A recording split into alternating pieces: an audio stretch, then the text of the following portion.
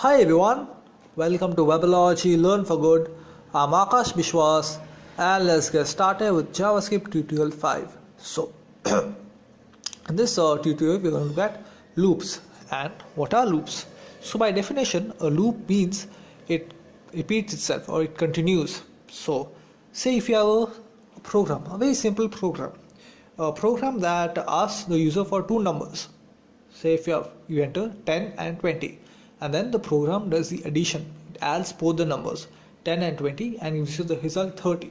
But after the result is given, the program is over. You have to close the program to again enter two different numbers, and then again you give you a result. Now how about doing something smart? And programming is all about doing smart. It's about simplifying our lives. So that's where programming and programming languages offer the concept of loops. Okay, and so if you use the loop in the same program, you say enter two numbers 10 and 20, and then it gives you the result 30, and then it gives you an option. Say it gives you two options actually. Say, do you want to continue doing additions or do you want to exit? So again, say if you want to continue, you again press that option, and then it asks you for again entering two numbers, and then so on. So the user is the king. He can decide how many times you have to run the program and what he wants to do. Like other programs that we have written before, where it's the programmer or program defined, where the programmer defines how many times the program should be run, and what the program has to do is defined by the programmer. But here the user actually determines the number of times he wants to run the program. So that's where the concept of loops come in, and loops have really simplified our lives in programming, and it's used a lot. Okay, throughout every programming language has the concepts of loops, be it C, C++, Java, JavaScript, PHP, Perl, Python, etc. Okay, and as a programmer you are going to use loops throughout your programming career, be it you're creating a website, a web application, an Android app, iOS app, etc. Anything that you do, even software development, you're going to use loops. So do understand this tutorial very well, and make sure to pay a lot of attention to this tutorial. Loops can be very easy, okay, but at times the concept can be very tough, especially the way you implement loops, because there are different kinds of loops. So in JavaScript there are different kinds of loops. Okay, so the first loop is a for loop, which runs through a block of code a number of times. Okay, simple. The for loop runs through the properties of an object. Now you may be wondering, what's an object? I haven't talked about objects, but let me tell you, I'm not going to talk about objects either in this tutorial. I'm going to talk about objects in a separate tutorial on, and specifically about objects. Okay, in that tutorial I'm going to just talk about objects and how you can use objects, because JavaScript is an object-oriented programming language. Okay, so let's move on. The third kind of loop is a while loop, and it runs through a block of code while a specified condition is true. Okay. Next is a DoWhile loop, which runs through a block of code while a specified condition is true. But there's a slight difference between these two, and we're going to look at them a little later. So the for loop, as I told you earlier, loops can execute a block of code a number of times. Okay, and this is the syntax for the for loop. Okay, so this is a pseudo syntax or pseudo code. Pseudo means fake. Okay, so this is the syntax is a representation of the actual code, but this is not the actual code. Okay, so this is the syntax for the for loop, and the for loop uses the for keyword. So for is a reserved keyword in JavaScript, which means that you cannot use this keyword in defining or declaring variables or constants. Okay, JavaScript will give you an error. Okay, so here is the syntax. You have the for keyword followed by the opening parenthesis, then statement 1 semicolon, statement 2 semicolon, statement 3, and then close parenthesis, and then comes the curly braces, and then within that curly brace you have a block of code to be executed. Okay, and then the curly brace is closed. Okay, so statement 1 is executed before the block of code starts. Okay, then statement 2 defines the condition for running the loop and the block of code. Okay, and then statement 3 is executed each time after the loop the block of code has been executed. Okay, simple. So the for loop in JavaScript runs through the properties of an object. As I told you, I'm not going to talk about objects in this tutorial, so don't bother about thinking about objects. But if you know about objects, it's good. So here's an example of actual program. Okay, so variable person, and this is an object. So this is the properties and methods and class, etc. Okay, then here is a loop, the for loop, the for in loop. Okay, let's move on.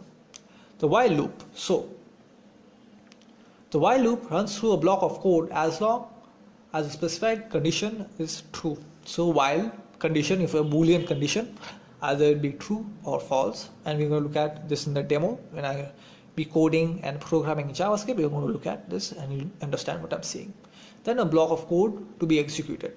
Okay, now the do while loop. So the do while loop is similar to the while loop, okay, as I've told you earlier, but the do while loop will execute the code of block once before checking if the condition is true. Then it will repeat the loop as long as the condition is true. So here, look at this syntax, the pseudo syntax. Do, then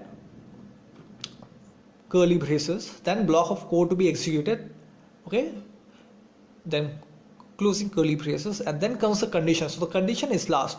First is a do keyword, then the block of code to be executed, and then the condition. So there's an advantage of the do while loop. So say if you have a block of code and if you want to execute once, what if your condition is false? Say 1 does not equal to 2. Okay, but as the condition is coming last, this block of code will be run once because the condition is last, and once it reaches the condition, it'll check that the condition is false. 1 does not equal to 2, it'll come out with the loop, but it'll run the block of code at least once. So that's the advantage of the do while loop.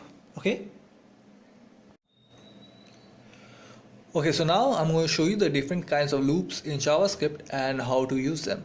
And as I mentioned earlier, there are 4 kinds of loops, 4 different kinds of loops in JavaScript.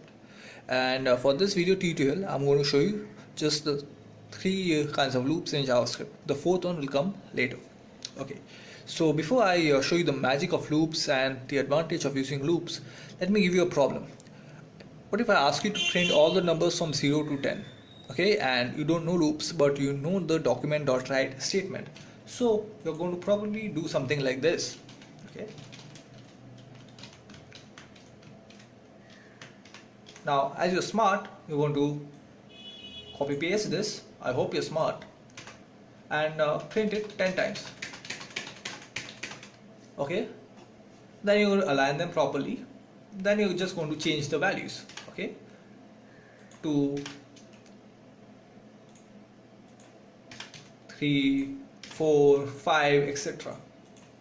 Okay, I'll just save and show you the result. Okay, I have printed all the values from 0 to 5 and left the other 5 alone, because this is a very impractical way of doing things, printing a number from 0 to 10, printing all the numbers from 0 to 10.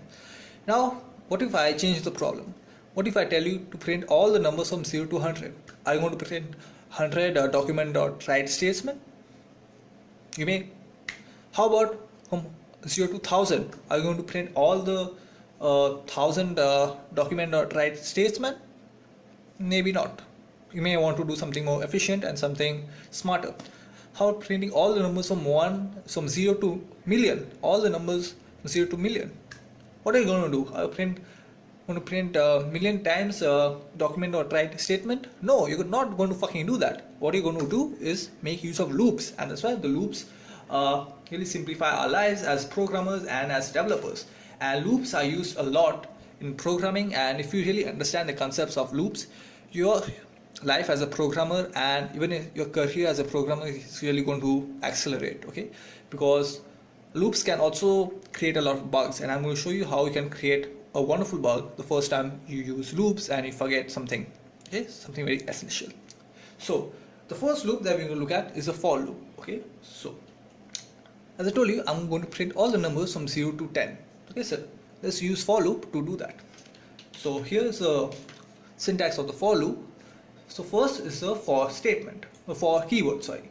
then the parenthesis, and within that comes a three statement. The first statement is the assignment value. Okay, I'm declaring a variable I and I'm assigning the value 0 to it.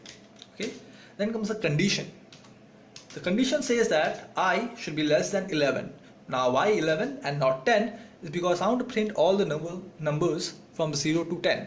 And in computers and in computer programming, computers starts counting from 0 onwards. Okay, so 0 is the first digit. Then 1, 2, 3, 4, 5, 6, 7, 8, 9, 10. If you want to print 10, you will print up to 11. But it's going to print only 10.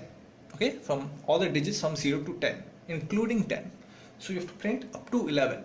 So this conditional statement says that I is less than 11, and next is the increment operator. What this is going to do is this is going to increase the value of I every time it becomes the loop is run. Okay, until it sees this condition and it becomes false. Okay, until it becomes, say this becomes 11, and 11 will be always less than, say 10 is always less than 11, but when it reaches 11, it's going to see that 11 is less than 11 and it's going to come out because the statement is false. 11 cannot be less than 11. 11 is equal to 11. But when it's going to reach 11, it's going to come out of the loop. And this is the curly braces where within that I'm going to put the statement that I want to run. So print all the values from 0 to 10 using the dot write statement. Okay. So this is the variable that I want to print who has the containing values. Okay, so I'll save now and refresh. So there you see, I printed all the values from 0 to 10. Now, by default in JavaScript, all the data and statements and strings are printed horizontally. Okay, as you can see. How about printing this vertically, which is much better? Visually looks much elegant and you can really understand much better. I like it vertically better. So you can make use of HTML, and here HTML comes to our help. You can use the BR element, the line break element, to put this all these digits vertically. Okay, to print them vertically. So I'm going to put a comma, and then in double quotes I'm going to put the BR element, and then close the double quotes. Okay, now I'll save and refresh, and there you can see. If I zoom out, all the numbers are printed vertically. But make sure to always put it in double quotes. If you leave out the double quotes and just leave it the BR statement like this, then nothing is going to happen. It's an error. You're not going to get any kind of data. Push, you're gone. So make sure to always add the double quotes. Okay, here shown again, and refresh, and your data is aligned vertically. Okay, so now let's have a look at the while loop. Now, in place of the while loop, I need to declare a variable upfront. Okay, so I'm going to use the same variable name as I, and declare and assign a value 0 to it. Okay, now how about printing all the values from 0 to 20? Okay, now the for loop, previously I've shown you how to print all the numbers from 0 to 10. Now I'm going to show you how to print all the numbers from 0 to 20. So here's the syntax of the while loop. The while keyword followed by the condition. Okay, so I'm going to put I less than 21 because I want to print all the numbers from 0 to 20, including 20 as well. And close the parenthesis and put the curly braces, and within that curly braces is a statement that I want to print. Okay,